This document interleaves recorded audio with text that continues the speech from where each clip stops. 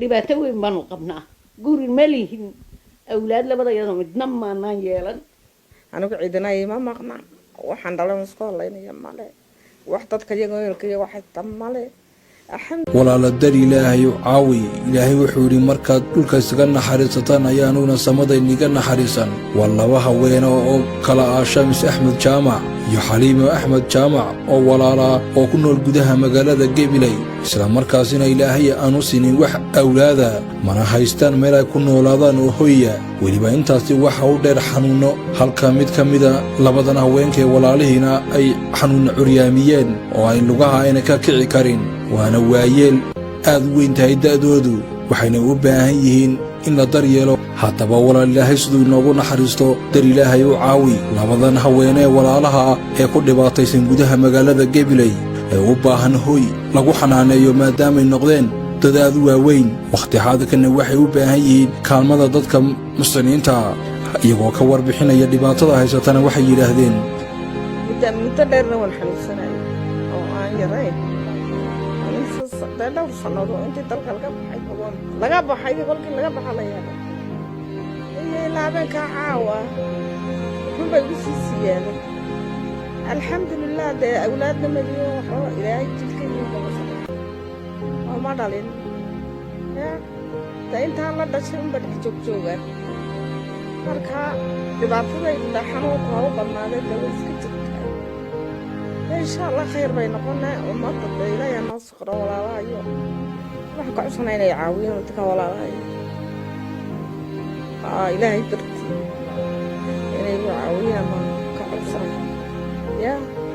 لو إنه تنا ضيعنا السيء كذلك ما كعسنا يا يلا إلهي يعاون ووحيد ترام أنا بعيدنا ما مقنع وحنا لا نسمع الله وحدة كي واحد ترام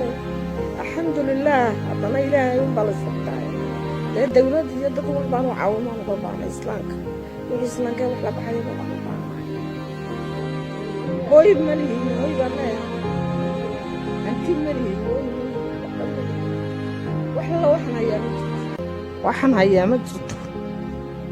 عافمات كنا دواء كاسوي بركيسية مري هرا كل كور جبدها سنكون حوصل وش اللي ولينا ما كون حوصل حنون هذاك بيجو هلاي حنون كده هو كان كل حد هلاي يا وحي ودنا هو يجي عاوي يا دمنا كون نولادو تاس هاي ودنا أفو كل دول تلاي وحنا أنا هيني إذن ما مقنعي هذا إلهي مويانه إلهي هم نسبح رأيه كرو هو دوّري كرو لباتوي منو قبنا قول ملي أولاد لبضا يضم يتنمى ما يالد وحادتك يغا هنادين يسيدا نوسو عاويان dadka iyaguna sida weeyaan oo iska saboolka soo waxba ma haystaan xoolo naguma dhaamaan inay xoog nagu dhaamaan mooyaan inay xoolo naguma dhaamaan kolka sida weeyaan noloshayadana waxaan doonaynaa inay dadkaasina soo eegaan dawlad haday tahay dad islaamka wax la baxaya haday tahay qofkaasina wadiga arkaysiin lahaad male indhahana imka way kala daranto intay macaan yeelatay dhikar yeelatay bayna waxba indhaha imka ka arkay dadka jooga wayna soo gaadheeno kolkay sabsteed noqotay iskara noqotay ii soo gurmadeeno way ila rogaan imka anaguna itaal kuma dhaamo meel yaro ayaa wadwadi jiro meeshina way naga fadhiisatay oo deesu wax yaro hudayda wadwadiga hudaykiina way iga fadhiistay kolka caafimaadkayga ani laftayda wuu iska liitay oo iska meelahaas iska ciraa imkana wax adduunoon hayaana ma jirto wax caafimaad oo ku dhaamaana ma jirto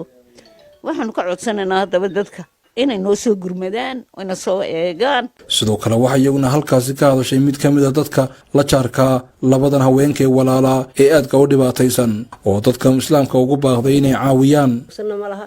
waxa uu ciidina gabadha kale walaalahiina iyadna ubad waxba haysanin meelaha galaan ma haystaan anagu jaarkoogii baan nahay waan ognahay habeen iyo maalin gabadha imika waxba ma hadli karayso ilaa miskii baa dhacay jiifka baryahan oo dhan bisteed baheedo sakarad baa loo dul fadhiyay laakiin maanta madaxa bay kor haysaa waxa uu ciidina waa walaasheeda kale oo iyadu aan taal ku dhaamin guulid Ali Ibrahim Kacse Sab TV Gabiley